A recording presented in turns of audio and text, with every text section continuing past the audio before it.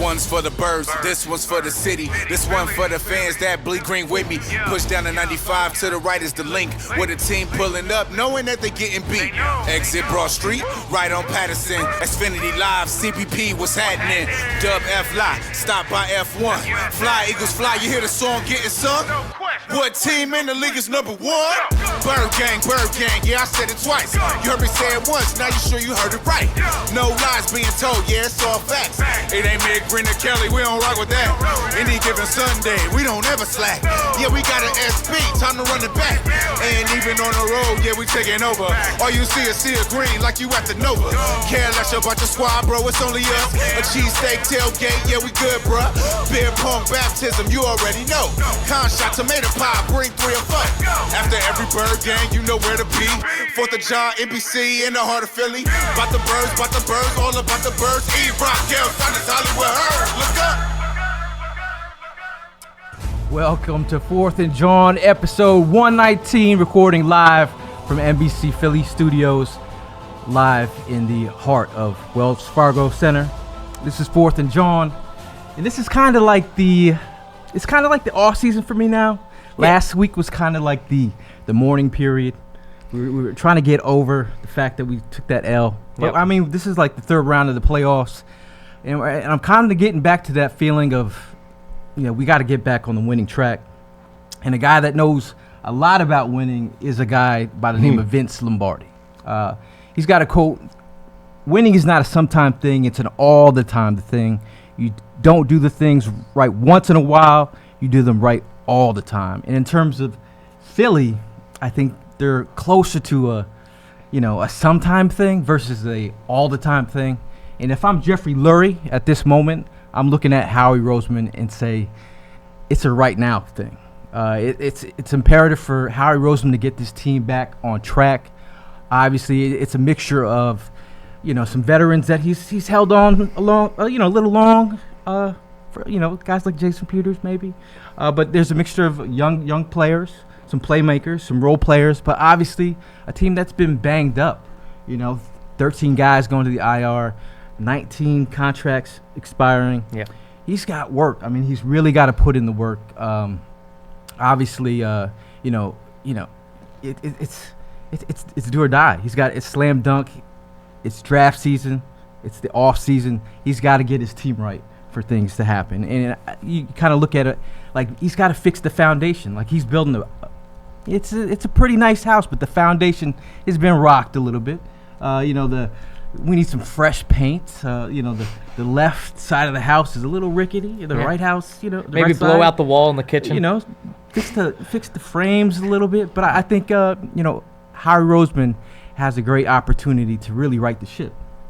Yeah, and another person that is here to help us right the ship, a friend of the 4th and Jawn podcast, an all-star, NBC Philly's own Birds outsider, Jason Ashworth. How you doing, man? I'm good. You feeling good about the offseason? Well, I'll say this. I don't know. I mean, you said I feel like it's the offseason. It don't feel like it's the offseason. It is the offseason. Mm-hmm. That's official because there are no more football games the Philadelphia Eagles are going to play, at least for this season. And you're mentioning Howie Roseman. I'll say this. The one thing, you're right. It's time to. I don't know if the foundation is cracked. I don't want to say, because I think they do have a good foundation, but you're right. They got to do some maintenance around the house. And the one thing that I like so far anyway is he's not wasting any time. All right, we know what some of the issues have been, and there were crosshairs on Mike Groh, there were crosshairs on Carson Walsh, there were crosshairs on Jim Schwartz and Corey Undlin, at least from my perspective. Now, obviously, Jim Schwartz has survived that, but he made some changes very quickly. Right. In terms of Groh, Walsh, and Undlin more recently. And so now he's transitioned into, okay, well, who's going to fill those roles? So we'll talk about that, and we'll see ultimately what happens. But what I like is we're not wasting any time. That even in his pressers, he's admitted that, as you alluded to earlier, maybe we were a little too loyal. Maybe we did hold on to guys a little too long. And now you're seeing Doug Peterson, Howie Roseman, Jeffrey Lurie all kind of recognizing that, maybe we don't have the right coaches in place. They're not wasting time is my point. So now let's just kind of see how that carousel starts to spin, who they bring in, and ultimately where it leads. Yeah, I think there's some moves with the coaches that are coming in. Undlin is gone off to Detroit. We got to pick out a offensive coordinator. There's a lot of things that need to happen. But how are you feeling today, Hollywood Hearn? Are you feeling good about the offseason? I'm feeling good. I mean, I feel like it was something that was inevitable. I mean, as much as we got excited towards the end of the season, this team really started to turn around. We got the juices pumping finally again. We towards the end of the season, we started to see more of the Philadelphia Eagles that we were more familiar with seeing, like a winning brand of football in the end of the regular season. But I couldn't agree more with you about it being a do-or-die type of time right now. I'm looking at right now, I'm looking at Carson Wentz's contract, and I'm looking at next year we got $1.3 million what we're going to be paying. The following years when the extension kicks in, that's when we got to start really just dropping the bread on them. And so, like, as far as cap room and all that, like, this is really an offseason where you can really splurge a little bit more because you don't got to worry about paying Carson this year in particular under the cap. So, like, this is like the window is closing right now. So this truly, to me, is do or die this offseason. I think he still correct me if I'm wrong, I think he still gets about $18 million next year, doesn't he? I think it kicks in next year.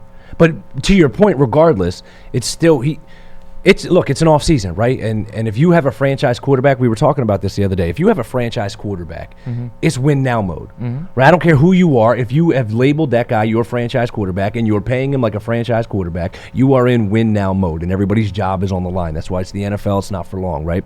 So it's up to Howie Roseman.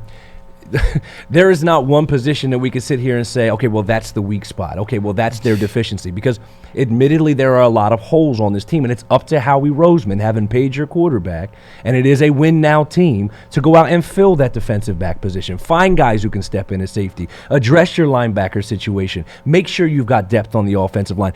Go out and find some wide receivers that can make plays for you. There are a lot of holes, and in a win-now mode, it's up to Howie. The bricks are on Howie right now to get this corrected in an offseason. Yeah, I mean, Howie's definitely has the ball on a budget. He's definitely got to, work smarter and work harder. But, you alluded to, Carson Wentz, and we're going to talk about the quarterback position. I mean, looking at the quarterback position, we're gonna run through some of these position groups, kind of like, break them down a little bit. If we need to go through free agency, maybe draft, think about some prospects we might want to add through, or some key free agents. But looking at the quarterback position, Carson Wentz had a phenomenal year in a sense of, with what he was working with, he put in some work. He had some, some rough times during the middle of the season, but he got, he showed us that moxie at the end of the season. Yeah. Showed us why he's that franchise guy that we all believe in, and he did it with, practice squad players and a lot of role players. So we, moving forward, we feel good about Carson Wentz, but behind Carson Wentz, Josh McCown, a guy who's going to retire in his 40s. I think it's time for him to hang it up. Tore his hamstring. I mean, he already did, and then we gave him a call. Probably get a job with ESPN, probably. But Nate Sudfeld, a guy who's been in the incubator system in terms of, he's been in that QB room with Carson Wentz. He's a guy that Carson Wentz can rely on, a guy who might see some things and communicate with Carson Wentz. A guy that these coaches really liked as well. Yeah, and he's been in the system for a while. He's looking for a new contract. Maybe this is the time where the Eagles, could bring him back. It's Kyle Aletta on the back end, another guy that they're developing. But how are you guys feeling about the QB position?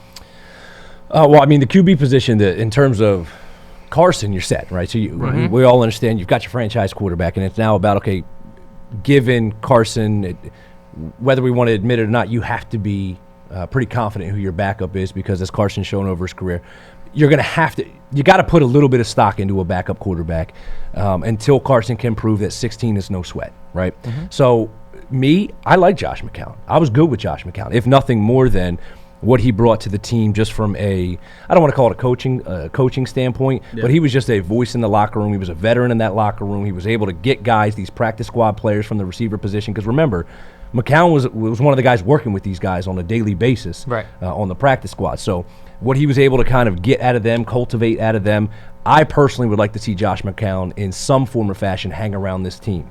I don't want to see him. You're mentioning maybe he'll give some broadcast. Well, I would like to see him cultivate. A QB coach? Like a QB, no, 100%. Like a QB coach. Just get him some sort of offensive assistant. Just see what he's capable of from a coaching perspective. I think he's got the guts for it, right? I think he's got the brain for it. Definitely. especially the X's and O's. I think we know he's got that part of it down. And you're not a backup for as long as he's been in the NFL if you don't understand the X's and O's, right?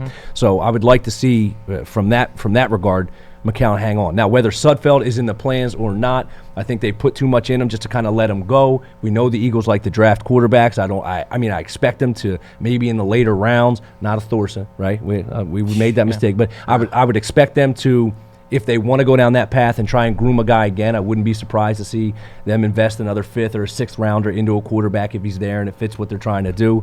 But I mean, if not, I'm good with Sudfeld. Again, they're very high on the kid. They like what he can bring to the offense. So, I mean, if next year is his year to step up to the true backup, then so be it. That's how I feel about it as well. I mean, I look at just how the Eagles have treated Sudfeld these past few years, and it seems to be a guy that just like they really like in the locker room. And I feel like it's someone that they feel like finally moving on to next year that they can lean on probably as their QB2 should Carson go down. And then ultimately, for a third option for a QB3, I would think that they would just hit it in the draft. Yeah, I mean, in a later round. Let's not lose sight of the fact that they did go out and they get Josh McCown, and Josh McCown almost immediately stepped in as the backup. So that's not necessarily a ringing endorsement for Sudfeld and his progressions, right? So you would normally want to see that if I've invested so much time and I've not handed the keys over, but given a young kid the opportunity to be the backup, I wouldn't have to go out and get a Josh McCown. So I think to some degree it speaks to the confidence. Now, what happens this year will be indicative of how they truly feel about Sudfeld. Right. And some of the guys that are out there in free agency, you got that will be free agents. Mariota, Chase Daniel, we're all familiar with him. Case Keenum, Chad Henne, Drew Stanton, Colt McCoy, A.J. McCarron, Ryan Tannehill will probably get locked up. Trevor Siemian, Mike Glennon. It's not that pretty on the back end. I mean, Case Keenum as a backup kind of raises my eyebrow. That was the first name that I went, okay. Yeah, he could definitely be a role player. Has that mobility. Got that moxie. Mariota, I think he's going to get a chance to start on another team with a team that needs a QB. But all the other ones, I feel like it's either there are some huge names on this list, and that's why I was mentioning to you earlier just about like a lot of these. Don't get me wrong, a lot of these quarterbacks are going to get locked down. Breeze and Brady get locked up. Breeze and Brady are going to get locked up, but just the fact that they're going into free agency, like I looked at the top of this list: Breeze, Brady, Eli Manning, Phillip Rivers. It just made me realize like we are about to enter a new era of the NFL with these new younger quarterbacks that are coming in. It's officially here. Like that era that's dominated the past 2 decades. Yeah. What was it, 04? I think they got drafted. You're talking about Phillip Rivers, Eli Manning, Ben Roethlisberger. Brady was like 2000. All the 04 draft. You had Brady in, 99? Yeah, it was either 99 or 2000. Right, and then Drew Brees. So we're literally walking out of, we're sunsetting out of what I would make the case is probably one of the best quarterback eras that, and if it's not the best, it's certainly one that right now in the moment we're probably taking for granted, because there's a lot of guys that are going to be splattered across record books that we have taken for granted that we get to watch on a week in, week out basis. And that puts the chops on the young kids coming in to live up to pretty lofty standards. I mean, you look at the record books right now, it's Breeze and Brady at the top of it. So, it really is the greatest era. I mean, talk about a young player who's been one of the best running backs, Miles Sanders. Like this dude? This dude? Fly for Miles. Fly for Miles? Okay. That's my guy. I was digging that right when he walked in. Most explosive players, most explosive plays for the Eagles this year. Been a phenomenal talent, a guy who, multi-tool. Coming from Penn State, had issues with the fumbles, but, really got that taken care of earlier in the season. When Jordan Howard went down, he was a reliable threat. Stepped up for sure. Really, took to coaching. I think Deuce Staley did a great job with the running back group. But Miles Sanders, he had 1,327 yards from scrimmage. He led a lot of rookies in that group. But I really feel like, Miles Sanders has an opportunity to take over this running back group. Obviously, Jordan Howard, a guy who's got the ground and pound, but, can he be a stable horse moving down the season? Like he showed that, maybe he's breaking down a little bit, but if you can get Jordan Howard back for a reasonable price, a deal, I'm all about it. I know E's talking about sign him, give him a nice little contract, but if he comes back for a deal, I'm all for it. The way that Miles Sanders has played, though, he has proven to me that going into next year, I believe he could be the starter for this team. Do you think Jordan Howard is someone that is willing to take more of a backup role Because I feel like he thinks he can be a starter in this league, which I think he can be a starter in this league. He's shown he can be a starter. Exactly. So he better think that he can be a starter. Exactly. So do you think that he would be content with like a running back 2 role? Well, unfortunately for him, he got hurt. Yeah. And that's going to be a knock on him, or at least going to be a bargaining chip for teams who are trying to drive down the cost. Look, I like Miles Sanders. If you watch Birds Outsiders, it's no surprise every week I'm banging on the table for Miles Sanders, right? That's my guy.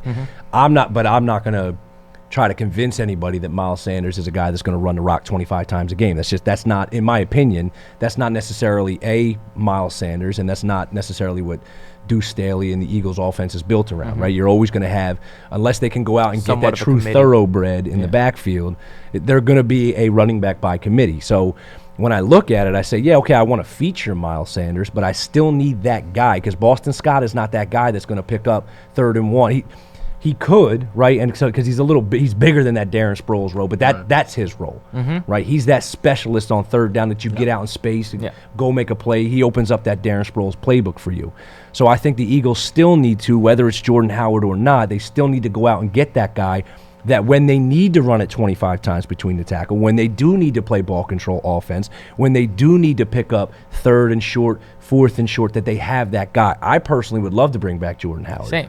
But I don't know what that price tag is going to be. And with all the holes that we discussed earlier, how much money do you have to invest in the running back position when you have Miles Sanders and Boston Scott, and you still have Corey Clement if he can stay healthy, and you have Elijah Holyfield who's going to be a camp body. So you have these dudes that deserve a look. Yeah. How much money are you going to throw at And the thing is back? that all of these running backs, the best thing about it is they all have their own thing that they're good at. They all have their own strengths, and that like the diversification of them is exactly why it would be ideal to have him back. But for what price? Yeah, absolutely. Yeah, and looking towards free agency running backs out there: Lamar Miller, Chris Thompson, LaShawn McCoy. Nope. Carlos Hyde. Let's just get that out of the way now. Melvin Gordon will probably get a big contract. Adrian Peterson, still long in the tooth, but he's still getting it done. Theo Riddick, Peyton Barber, Frank Gore. Maybe Frank Gore. I was just about to say someone's even longer than the tooth. The greatest Eagle ever. The greatest Eagle ever, bro.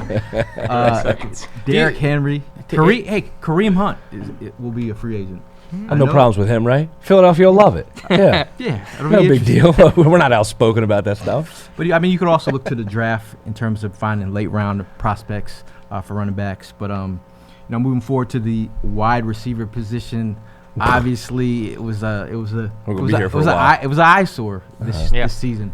Obviously, seems like anything will be an upgrade at this point. Deshaun Jackson lit up the stage on the first episode, shall we say. We thought we were going to get something different than what we got during the season. Obviously, this offense missed the speed element, and the front office kind of played their cards in not being prepared for the back end of this roster. And it's kind of weird thinking about, a guy like Greg Ward who doesn't get an opportunity until they had to play him, and how they didn't see the development in him, or if these guys were even getting developed. The guy like Mac Hollins was on the roster way too long, but Alshon Jeffrey got banged up. Nelson Aguilar, regressed, turned I don't even know into a former version of himself. Yeah. But a guy like Carson Walsh gets let go. Mike Groh gets let go. Maybe moving forward, these wide receivers get developed. Hopefully, Jaw is the guy that I'm talking about, because you see all these other prospects out there eating. AJ Brown, guys that have been high on. Deebo Samuel, DK Metcalf. I was at the diner the other day, and the waitress is like, "Would you want a coffee?" And I'm like, she's like, "Get a DK Metcalf." And I said, I'll take DK Metcalf. She said, "What?" I was like, it's on the mind, because these are guys that I'm high on. Obviously, they said that he might have failed the physical. That's why his neck. He had some injuries. He was banged up in his career, but he failed the physical. That's why they passed. That sounds good. Sure, it's his neck. But there's multiple guys. Nicole Hardman, McLaurin. There's guys that are eating out there as rookies. But moving forward, how do you guys are feeling about this wide receivers position?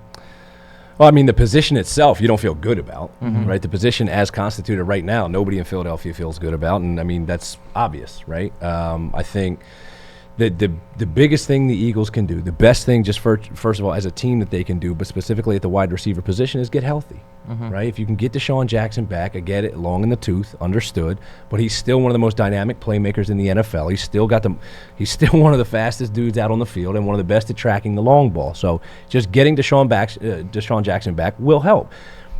The gray area right here is what happens with Alshon Jeffrey. Yeah. Right? There's a lot of money that's owed to Alshon Jeffrey, and I know it's easy to say that, how he'll find his way out, or, they're going to get rid of Alshon Jeffrey. And maybe they will, right? We don't know. We have no idea what's going to happen from now until camp and from camp until week 1. But if you can come back with a healthy Deshaun Jackson, if you can come back with a healthy Alshon Jeffrey, if you can get some level of production out of an Arcega-Whiteside, obviously I think we all agree they're going to draft somebody in at least the first 3 rounds, we'll start to feel better about this group. Let's not lose sight of the fact that heading into week 1, we were all talking about this being one of the better, if not the best, wide receiving cores in the NFL. Now, granted, it didn't play out that way, and it certainly wasn't at any point during the regular season, but I could see how this position could turn around relatively quickly if you get an offensive coordinator in there that knows how to quote unquote put guys in the right position, right? If you have a wide receiver coach that can develop guys, because not only Alshon Jeffrey, but most notably, I'd have to say Nelson Aguilar took giant steps backwards. Regressed. That was the most frustrating part, is you saw that there was talent, you saw that there was ability, at least for much of 2017 and even 2018 for Aguilar, but took a giant step backwards. So if we can get those positions corrected, get some fresh bodies in there, get healthy at the position, I think we'll all think about that a little differently. Yeah, I mean, I look at it. I think that Deshaun's definitely coming back. There's no doubt about it, because I think ultimately it's going to cost more to get rid of him than it would be to keep him. So, I mean, it makes more. He's not going anywhere. Yeah, he's not going anywhere. Right. Deshaun is more of a lock than any other wide receiver in this group right now. Alshon, I'm really interested to see just how this whole thing plays out. And then I think everything else gets addressed in the draft. Maybe pick up a free agent. One I'm particularly looking at, I've been looking at all day, is Brashad Perryman, man. I think about he was in Tampa Bay. He played well, and that was behind 2 elite wide receivers in Chris Godwin and Mike Evans. And I think that there's not enough space in the wide receiver stable for them. He's going to probably look to move as a role player. As a role player. So he was drawing the third corner, is what you're saying. Yeah. I mean, yeah, I got you. He's got that. All right, I got you. Suit me up. I got you. I mean, he does have that speed element, but he's a guy that got to work out with the Eagles prior. And they said nope. Yeah. Well, but point being, they have to upgrade the position. Yeah. And if it's Perryman, we'll welcome it with open arms. If they go into the draft and they get some young kid in here, we'll welcome it with open arms. Right now, we're in that vulnerable spot where, hey, give me somebody. Right, give me some fresh blood. Let's let these guys get healthy. Just show me you are addressing the position. I think it'll make a lot of people happy if Howie kind of admits and understands, and as a team they just address the position, because we're not dumb. We all understand that there's a gaping hole at wide receiver right now, and it's up to them to address it. how much do you think A.J. Green's number drops? Don't care. Don't want him. Don't want him? Don't want him. The guy's been The banged injury? up. Yeah. I know. They're on the timeline. People are asking for A.J. Green. I mean, can he prove to stay healthy? I mean, again, long in the tooth, 32 years old. Larry Fitzgerald, We love free injury-prone agent, guys. 37 years Don't want old. Emmanuel Sanders is out there. Don't want him. Going to be out there. All great names. And the players themselves, Larry Fitzgerald, one of the greatest to do it. A.J. Green, for a time, one of the most dominant to do it. Emmanuel Sanders still has something left in the tank. He's now playing in his 3rd conference championship game, so we know the kid can still do it. But I think we continue to say they have to get younger. Yeah. They have to get faster. That's on offense. That's what they need. Surround Carson Wentz with weapons, young, fast weapons. So I don't want to go out and then I don't want to preach this and then throw out some money to another aged guy who's going to be paid based on his name and what he's done versus what he can do moving forward. I need them to invest and get young. And also, just from a financial perspective, you got to hit on these. You got to get these young guys in the draft to where you can get 4 or 5 years of team controllable salaries to allow you to then go out and invest in the positions that'll win and lose football games, most notably in the trenches. Yeah, talking about someone who's getting paid. Alshon Jeffrey. If they released Alshon Jeffrey, would cost $26 million in dead money. Oof. If they trade him, their dead money will be about $16 million. Obviously, if you can Alshon, if you can come back and give us some, I don't know if the relationship is damaged in the locker room. I don't know. This is all hearsay. Howard Eskin called him out as the rat. but we don't know. I mean, is it that damaged though? Like, here's what I don't understand. Here's the part that I kind of, and maybe it's just me being naive, right? Fair enough. We're not talking about Antonio Brown damage. Like, we're not talking about that guy that's going in and literally blowing up a locker room. If you go through the course of a season, whatever level sport you're playing, you're going to have differences with people. You're going to argue with people. There's going to be good times. There's going to be challenging times. Just because you get into a tiff with somebody. Now, if he's the rat and he's the one talking to Josina Anderson, okay, that is a problem. We don't know what that is. But if he is constantly outing somebody in the media and going about it, okay, I understand that is a problem. But what I don't want to get in this habit of is, okay, just because there's disagreements and guys aren't best friends, they don't see eye to eye, that, all right, we got to get them out of the locker room and just bring in guys, all a bunch of yes men, and all people are just going to fall in line. At the end of the day, talent wins. At the end of the day, get a team together, talented dudes. It's a coach's job to make it a cohesive unit, and I don't know why we'd be questioning Doug Peterson's ability to keep him as a cohesive unit. He's shown that for 3 years in a row. I'm an Alshon guy. I call him Alpha Jeffrey. When he's at his peak, he's a guy that instills confidence in the rest of the group. I think it's just weird. He had drops this season.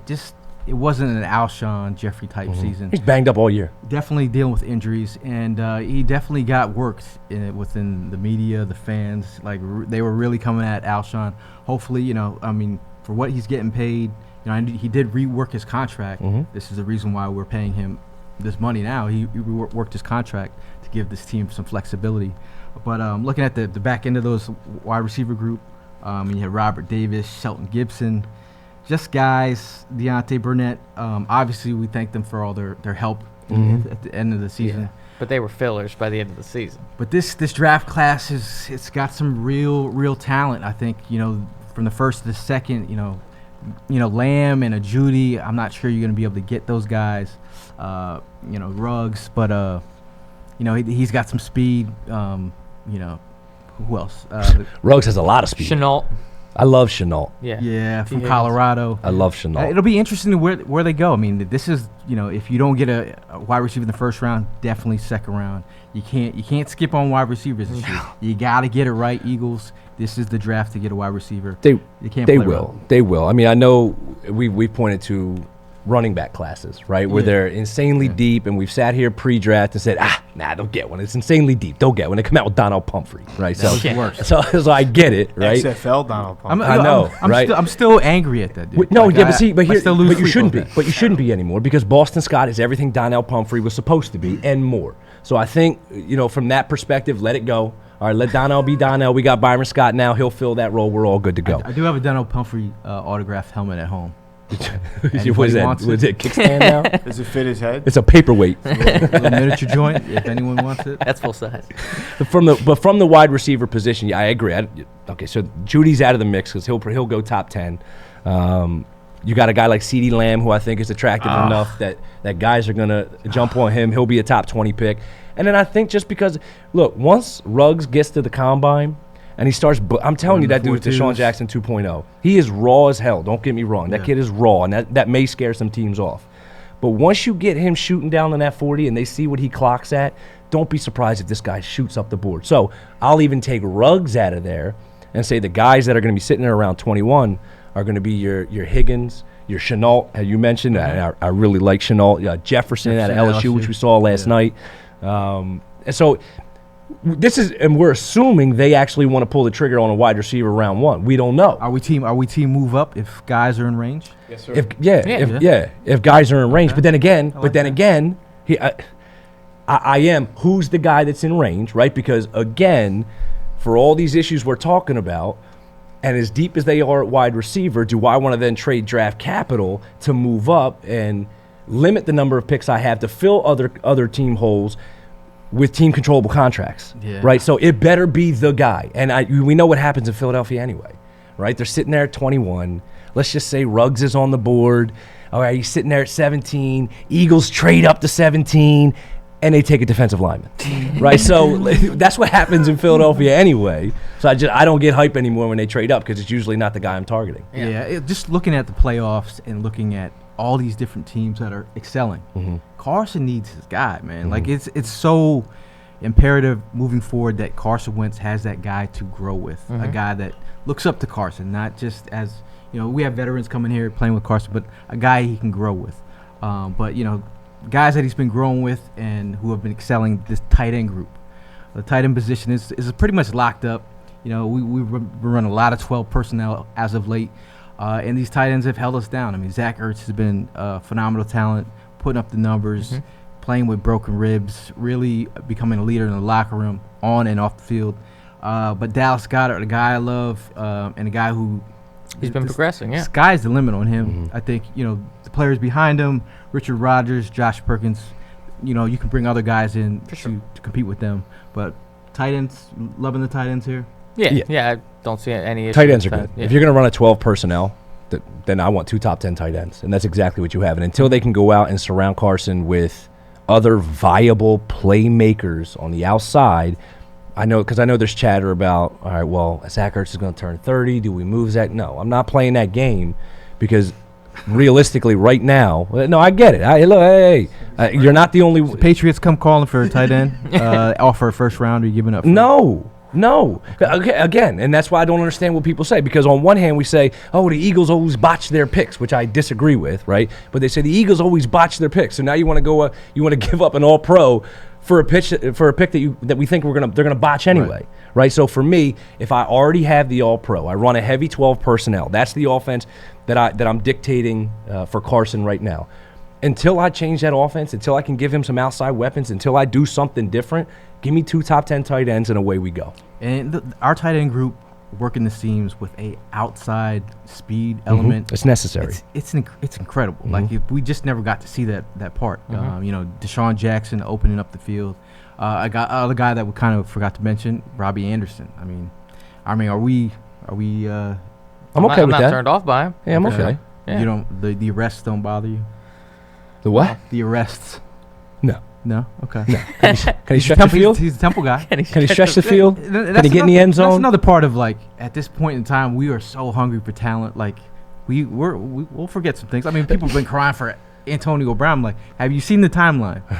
My man is losing it by the day, man. I've seen comments today like, I'd still sign him. You come cheap. I'm like, bro, what have you? Yeah, no. He's not going to play another down in the NFL. I think he's done. Yeah. We're not going to trade. There's a lot out there. Look, catches. I'll look past some things. Like there's certain things. But I when can it's look so past. in your face, I can't do it. I can no longer make excuses. Like at one point it was, I mean, come on, I'll give you Antonio Brown. You think I best care? wide out in the league? Come probably. on, exactly. Come on, I'm getting it for a song. Now, no, sorry.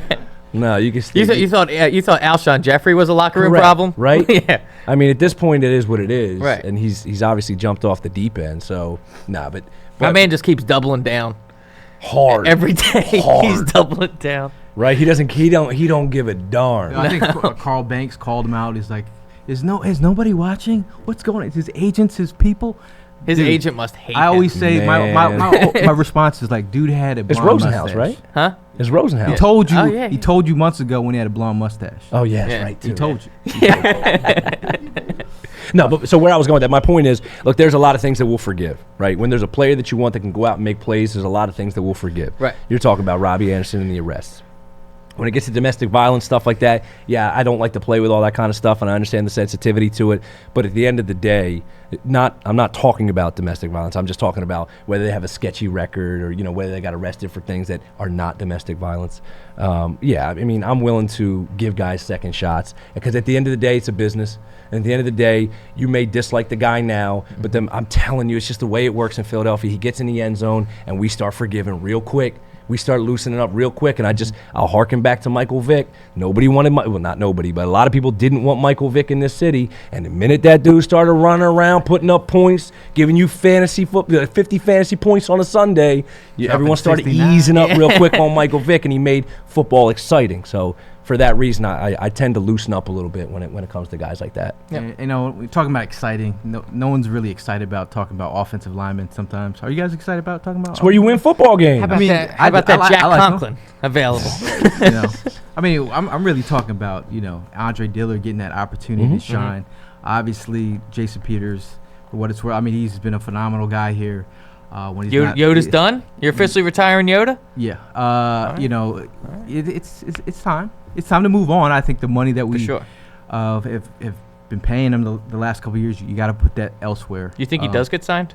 I think someone's gonna. I mean, Yeah. someone's gonna Yeah. pick him up. Everyone needs a left tackle, but I think Andre Dillard, seeing him, he played fairly well.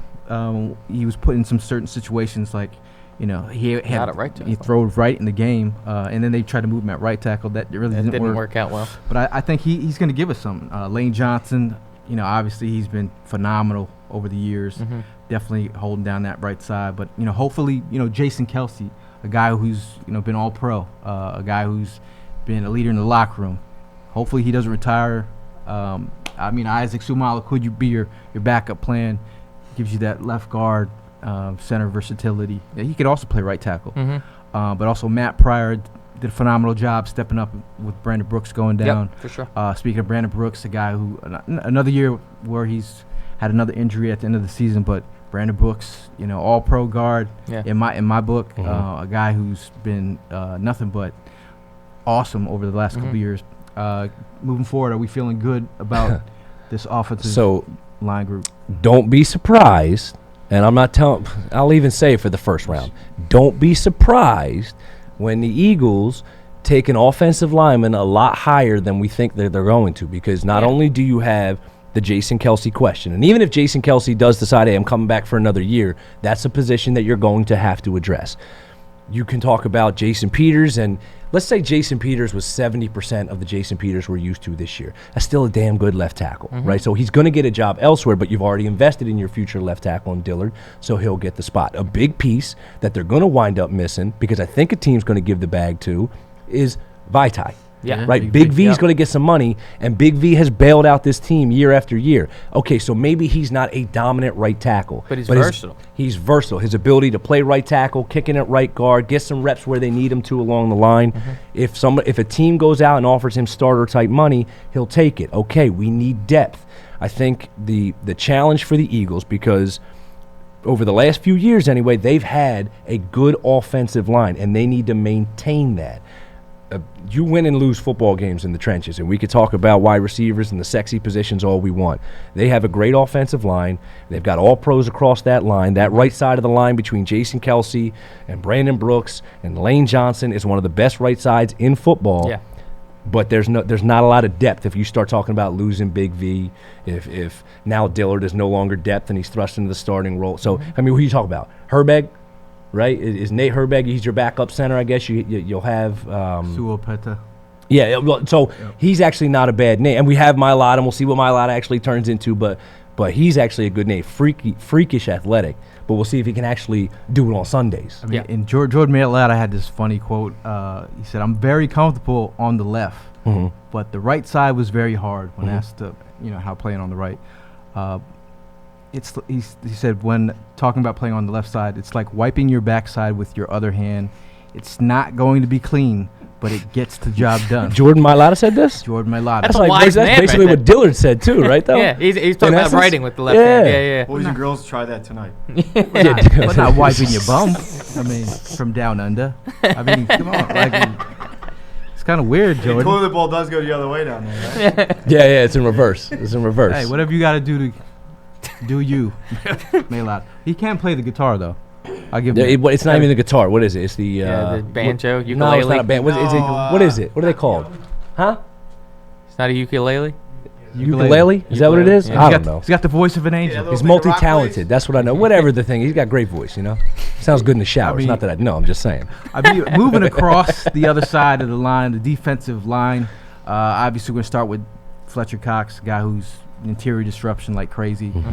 Went through some injuries last season, rebounded, and he came on strong. And if you watched him against the Seahawks, was just tearing things up.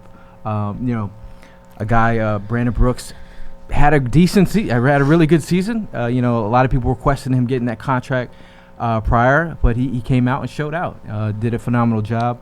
I think losing Malik Jackson really set us back. Yeah. Jernigan. First game too. I know, right? I mean, Jernigan filled in nicely here and there, but he dealt with injuries as well. Vinny Curry showed up. Vinny Curry, he balled on a budget. Mm-hmm. He got 5 sacks this year. Yeah, something like that. Derek Barnett, another guy. Josh Sweat was another guy I'm really loving his development. Progression of Sweat was interesting to see.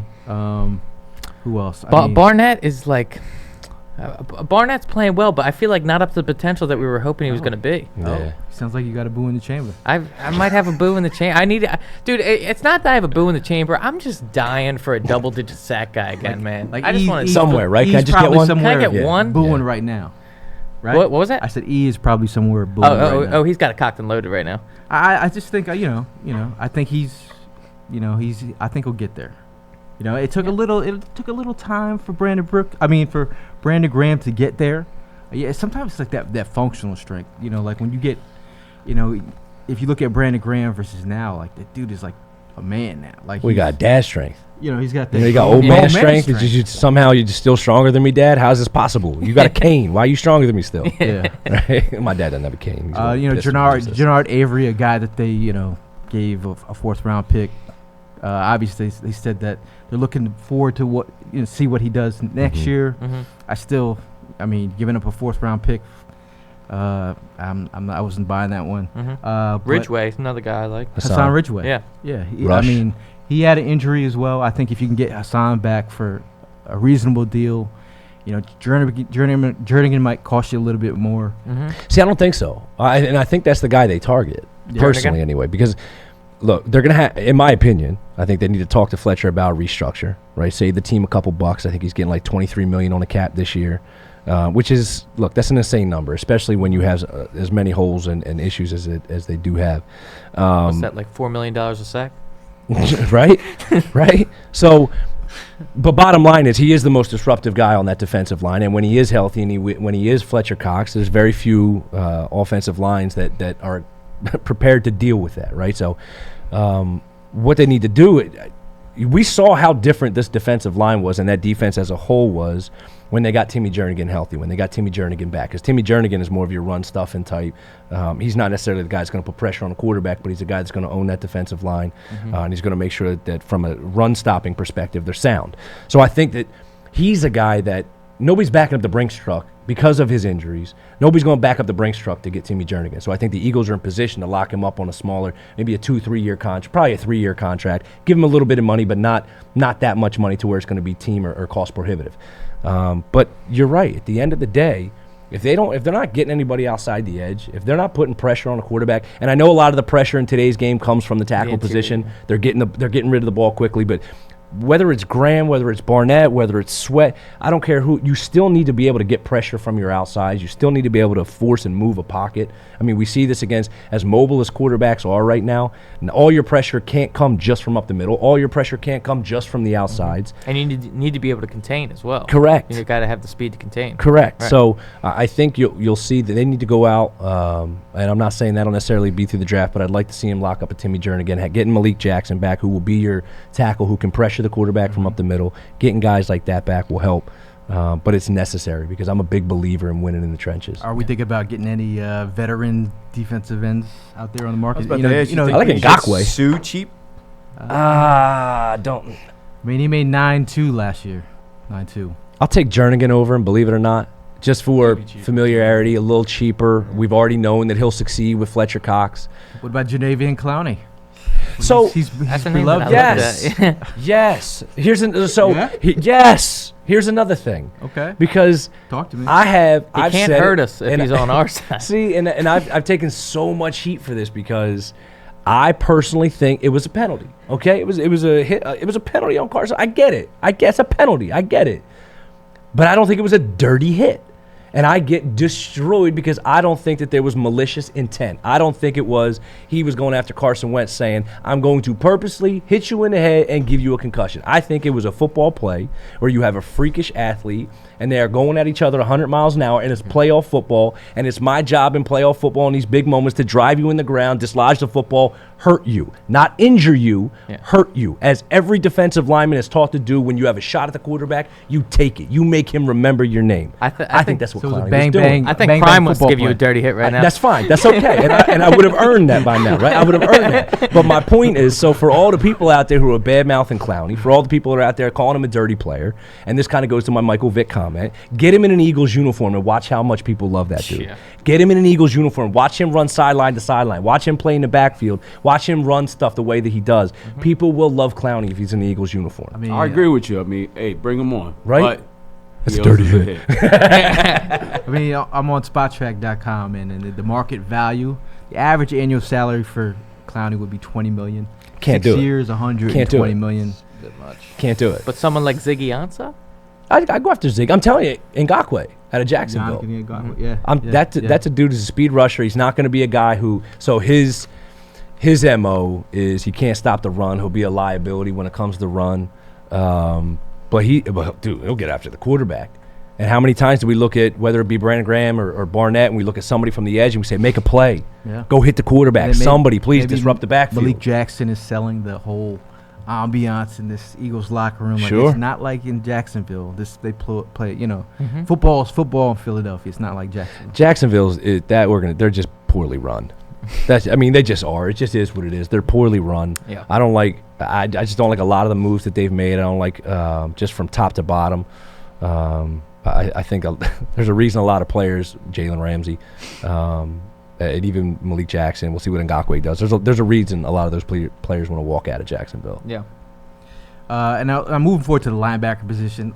Everyone's been talking about linebackers. Like, why can't we just, overvalue and draft a guy like, the dude. You don't have to overvalue. You can just value. Value. Just value it. You should do it from Clemson, but Simmons. Oh yeah. Dude, Monster. like he plays like safety, linebacker, defensive end. I mean, he could take over that Malcolm Jenkins role, maybe. Mhm. I mean, but he's going to go way higher. But the linebacker position, Nate Gary. Obviously, they like Nate Gary. He's a role player. He's played his role fairly decent. Okay. I mean, he's missed some tackles here and there, but he's a guy who knows the system. Alex Singleton, he'll compete in camp. Great. Duke Riley. That's Riley Reed. Nigel Bradden. Nigel Bradham, a guy who's probably making way too much money moving forward. If they can get him back on a discount, make him rework his contract, maybe. But I'm not sure if I want to pay him $9 million.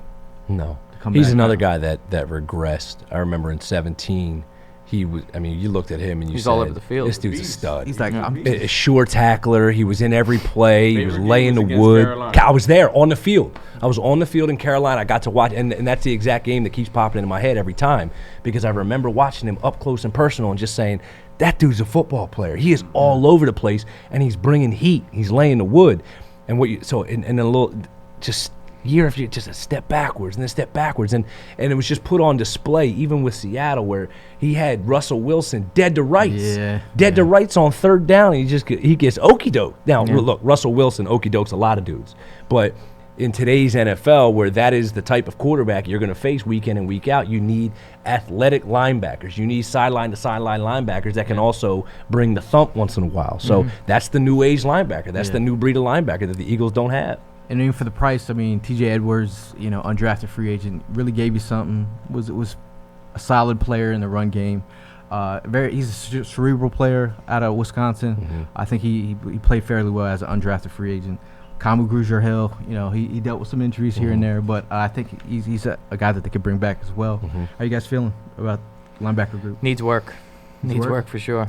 Yeah, Hit the I like draft? Grugier-Hill. I do. He's Yeah. grown on me. Just the way he's kind of developed, and again, the way the position has changed, right? So he kind of fits into that mold. I've always liked T.J. Edwards. I think he's more of your traditional 4-3 linebacker, stop the run type dude. He's not a guy that he doesn't have speed, right? So he's not going to be able to be in nickel situations or be in third down passing situations. You'll get him off the field, but just from your prototypical linebacker, I like T.J. Edwards. You'll need him, but they have to improve from that position, get younger, faster, more athletic. And I feel like we can say that about a lot of positions on this team right now. I mean, Sure. moving to the last, position group, the defensive. save the defensive best for backs. last. I All mean, right. It's been a group where we've really wanted to see somebody take the forefront, take that position, and become a foundational piece for this Eagles unit. We've had we've had basic ball on the outside. Ronald Darby, a guy who gets picked on week after week, dealing with tons of injuries. Jalen Mills, a guy who's been decent. He's giving you something, brought the swag. I think he's a good locker room guy. Sidney Jones, we thought he was going to save us all. right? Russell Douglas gave you something physical, good tackler. Gave me a headache. But That's what he gave me. he would get burnt. He would get burnt. He has flash plays, like Cravon LeBlanc. I mean, there's just naming off the guy, Marcus Epps, Craig James, just guys. Like Avonte Maddox, fairly decent for where he's drafted. He's a role player, but I think in terms of that those corners and our safeties, like if we lose one of our safeties, those safeties on the back end, Rodney McLeod and Malcolm Jenkins, have really solidified the back end. Where you lose one of those guys, you could lose both. If we lose both, you could very well lose both. But are we paying? Try that one on for size. We talked about this last week. I think we have to pay Malcolm Jenkins. But pay him what? I don't disagree. You have to pay him, right? Because Malcolm Jenkins, what he lacks in his coverage ability right now, he makes up for leaps and bounds in terms of just leadership, what he means for the team, what he means for that locker room. And just his ability to be that hybrid linebacker to come down, play the run.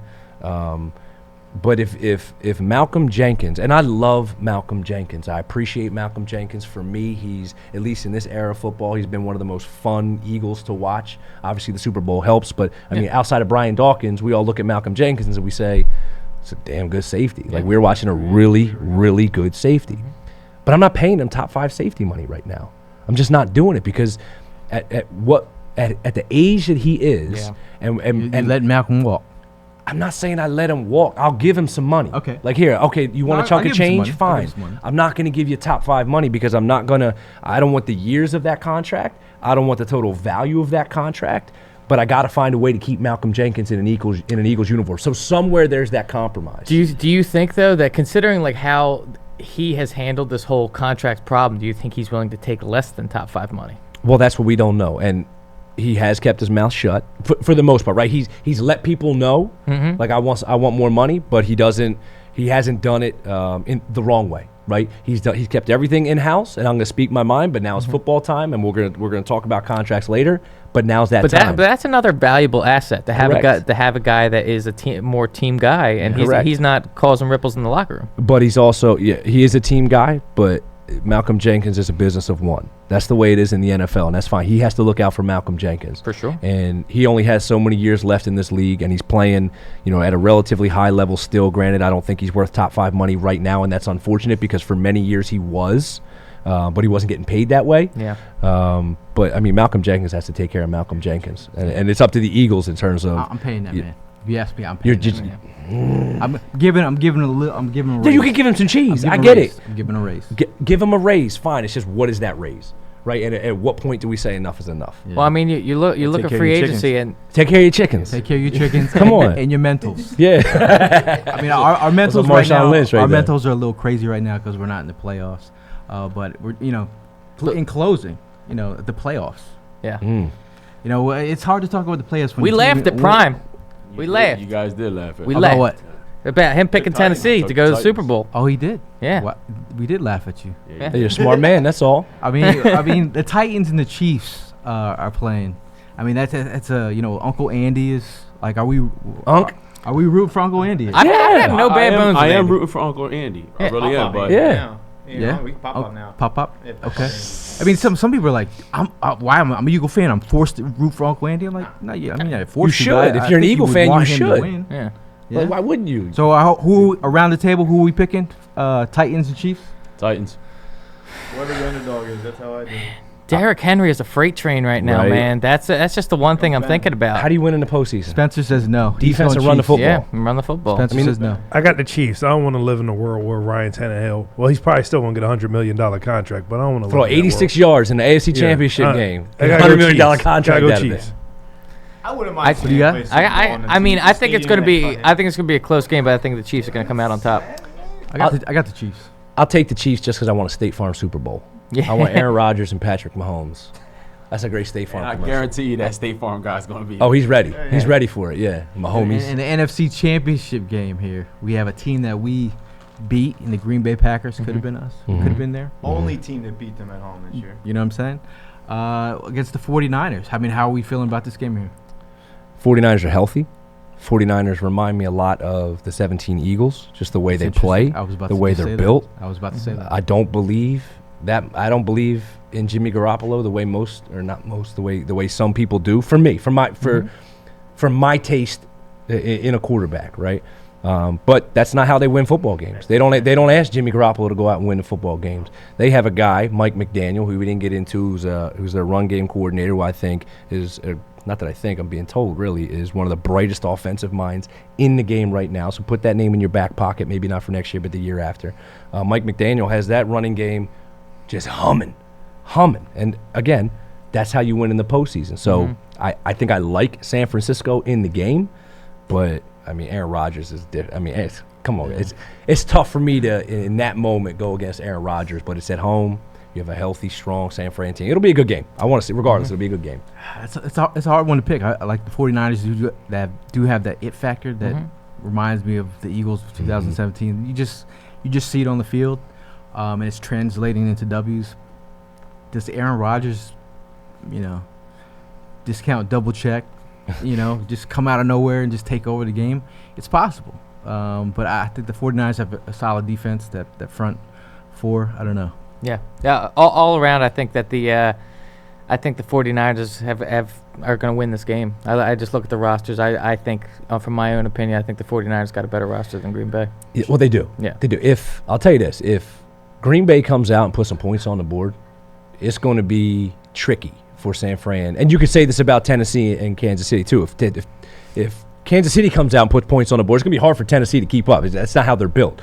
If if Green Bay comes out and puts some points on the board, it's going to be hard for San Fran to run that way. That's not the way that the offense is built. So really, that first quarter, that first half is going to dictate a lot of, in my opinion anyway, is going to dictate much of what that second half is not in going that to look Texans like. game though. That Texans game. That was wild. Something else. That was wild. 24-0. That's Billy O'Brien for you. Yeah. Right. I hope the Packers win, just so those bandwagon fans can deal with the loss at home. Prime, who you got? Prime, who you Y'all got? came over from Golden State. I got Green Bay.